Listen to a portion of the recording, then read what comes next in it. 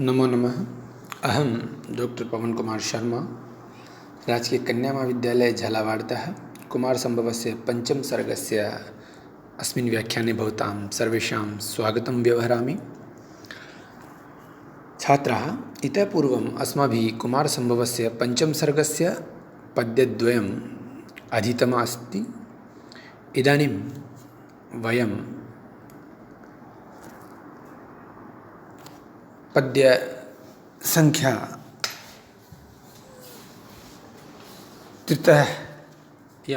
तृतीयं पठिष्यामः। अधुनावधि अस्माभिः अधीतं यत् पार्वती भग्नमनोरथा अस्ति, यतः शिवः स्वनेत्रा अग्निना कामदेवं भस्मीभूतं कृतवान्। तेन भग्नमनोरथा पार्वती तपः कर्तुम् ईयेष। तां तपसे प्रवृत्तां श्रुत्वा तस्याः माता किं करोति इति अधिकृत्य साम्प्रतं तृतीयं पद्यं भवतां पुरस्तात् प्रस्तुतमस्ति। तृतीयं पद्यम् एवमस्ति। निशम्य चैनां तपसे कृत्योद्यमां सुतां गिरीश प्रतिसक्तमानसाम् उवाच मेना परिरभ्य वक्षसा निवारयन्ती महतो मुनिवृतात्। निशम्य चैनाम् इत्यादि अन्वयः एवं भविष्यति। मेना गिरीश प्रतिसक्तमानसां तपसे कृत्योद्यमां सुतां निशम्य एनां वक्षसा परिरभ्य महत मुनिवृतात् निवारयन्ती सुताम् उवाच। निवारयन्ती सुताम् उवाच।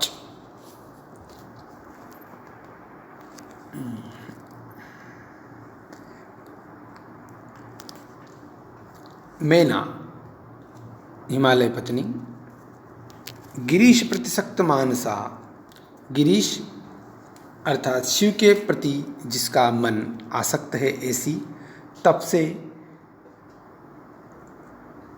से अर्थात तपस्या के लिए, कृत्योद्यमाम यानी जो उद्यम कर चुकी है ऐसी, सुताम का जो है विशेषण यहीं पर लग जाएगा। बाद वाला जो सताम है उसका तात्पर्य हमें सती, जो एक और हम शब्द हमारी ओर से जोड़ सकते हैं इसमें। निवारयन्ती सती उवाच, तो सुताम पुत्री को, निशम्य यानी सुन करके, एनाम यानी इसको, वक्षसा यानी हृदय से, परिरभ्य यानी लगा करके, महतः मुनिव्रतात् महान मुनिव्रत से, निवारयन्ती यानी रोकती हुई, उवाच यानी बोली। मैना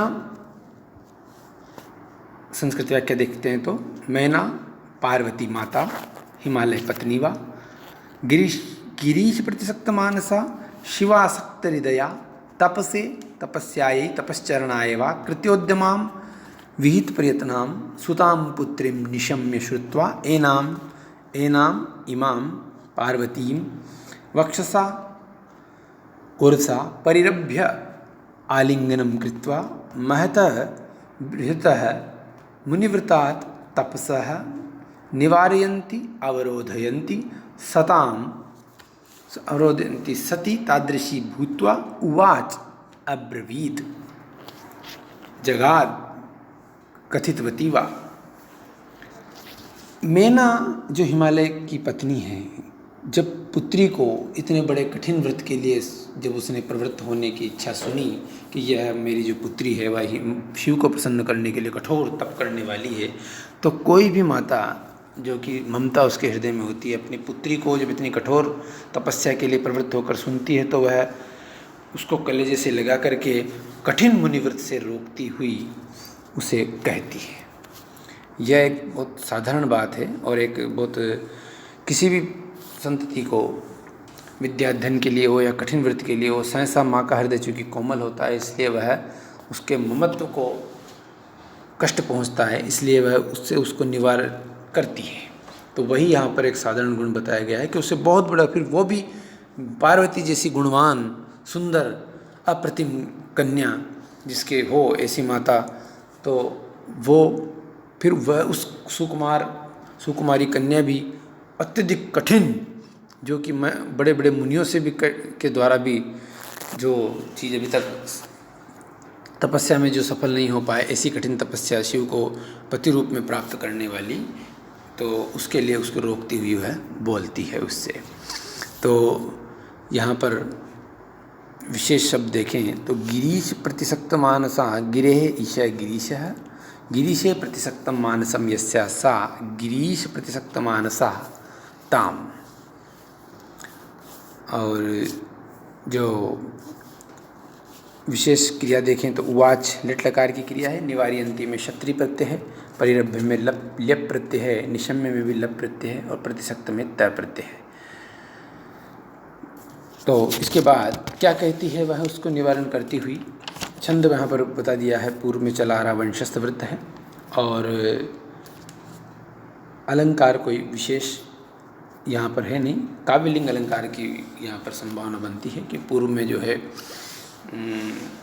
पूर्वार्ध जो है वह कारण रूप में है उत्तरार्ध के प्रति।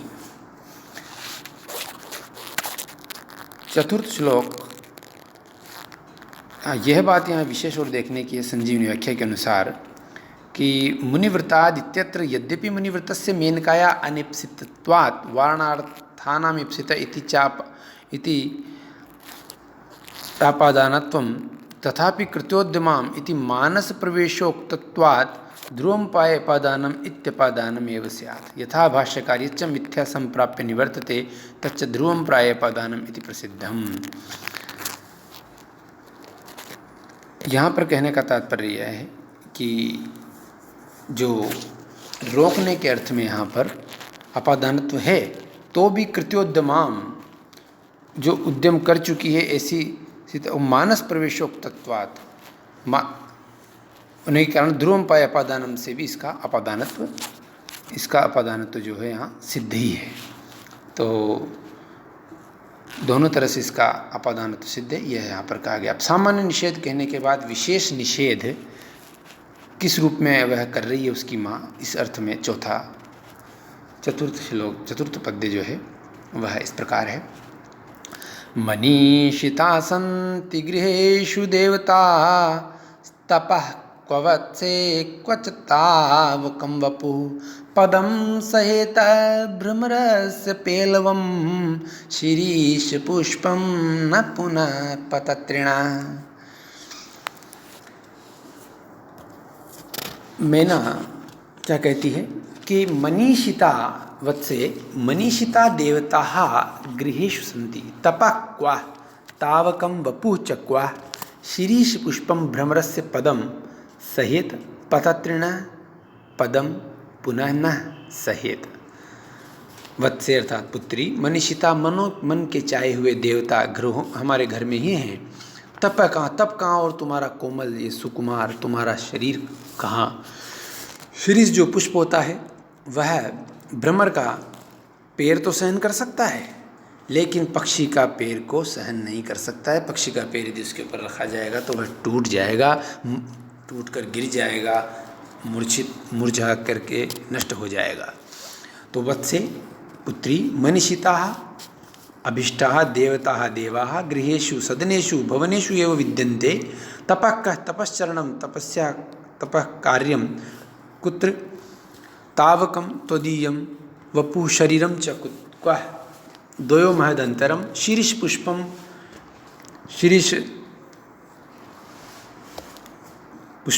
शिरीष कुसुमं भ्रमरस्य अर्थात षट्पदस्य स्थानं सहेत सोढुं शक्नोति परम पतत्रिण पक्षिणा पदम पुनः न सोढ़ुं प्रभवति। मैना उसको तब से रोकती हुई कहती है कि पुत्री, मन के जो अभिष्ट देवता हैं वह हमारे घरों में ही विद्यमान है। हम स्वयं हमारी जो हिमालय वो देवभूमि है, अनेक देवता हैं निवास करते हैं। लेकिन तुम्हारा जो ये तुमने शिव को प्रतिरूप में चाहने का जो बहुत बड़ा संकल्प लिया है, उसके अनुसार तुम्हारा तप जो है यह तप कहाँ, तप कितना कठिन होगा, और तुम्हारा शरीर जो है वह कितना, शरीर कहाँ, अर्थात दोनों में बहुत अंतर है। दोनों में बहुत अंतर होने के कारण ये चीज़ बहुत कठिन होगी तुम्हारे लिए। और क्योंकि जिस तरह से ये कार्य वैसा ही है जैसा कि शीरीष पुष्प भ्रमर के पैर को तो सहन कर सकता है पर पक्षी के पैर को सहन नहीं कर सकता। अर्थात तुम्हारे कार्य से तुम छोटे मोटे काम तो कर सकती हो पर तुम इतना बड़ा तपस्या जैसा महान कार्य तुमसे न हो पाएगा, ऐसे रोकती हुई उसे कहती। यहाँ पर ये बात ध्यान देने योग्य है कि जिस तरह से एक छात्र को गृह त्यागी हुए बिना विद्या प्राप्त नहीं होती, ऐसे पार्वती घर पर यद्यपि तपस्या कर सकती थी लेकिन वह उसको पता है कि इस कार्य के लिए मुझे घर छोड़ना होगा। तो जब तक कोई हम त्याग न करें तब तक हमें कोई उपलब्धि प्राप्त होना बहुत कठिन होती है। त्याग से ही उपलब्धि प्राप्त होती है। तो यहाँ पर जो एक कठिन लक्ष्य पार्वती ने साधा है उसके लिए वह निश्चित रूप से कठोर परिश्रम करने के लिए तैयार है। तो यहाँ पर इस तरह से दृष्टान्तस्तु सधर्मस्य वस्तुनः प्रतिबिंबनम होने, यहाँ पर तुम्हारा शरीर कहाँ और तुम्हारा तप, तुम्हारे शरीर से साधना वैसा ही है जैसा कि शीरीष पुष्प के द्वारा पक्षी के पैर का सहा जाना। तो यहाँ पर दृष्टांत अलंकार है और छंद की दृष्टि से विचार किया जाए तो वंशस्थ छंद ही है, यहाँ पर वही पूर्व से चला आ रहा। और विशेष शब्दों में देखा जाए तो मनीषिता मनसा ईशिता, मनीषिता तृतीय तत्पुरुष, तावकम तव इदम इति तावकम, शीरीष पुष्पम शीरीषस्य पुष्पम शीरीष पुष्पम षष्ठी तत्पुरुष। और यहाँ पर पेलवम का तात्पर्य जो है भ्रमरस्य पेलवम सुकुमारम, पेलवम अर्थात सुकुमारम। तो इस तरह से जो है यहाँ पर दो वस्तुओं के साथ जब कोई शब्द का प्रयोग किया जाता है तो अंतर की अधिकता का द्योतक होता है। जैसे यहाँ वह कहाँ और यह कहाँ। तो यहाँ पर यह फूल की शीरीष पुष्प जो है कोमलता के लिए प्रसिद्ध है। तो यह इसकी सामान्य और विशेष व्याख्या इस पद्य की समाप्त होती है। और यहाँ पर हमें मुख्य बात जो प्राप्त होती है उसकी माता उसको इस तरह समझाना चाह रही है कि यह वस्तुतः तुम्हारे द्वारा एक बहुत कठिन कार्य किया जाने वाला है, तुम इसे मत करो, तुमसे यह ना हो पाएगा। इस तरह से यह चतुर्थ पद्य का व्याख्यान जो है समाप्त होता है। जय तु भारतम, जय तु संस्कृतम। धन्यवाद।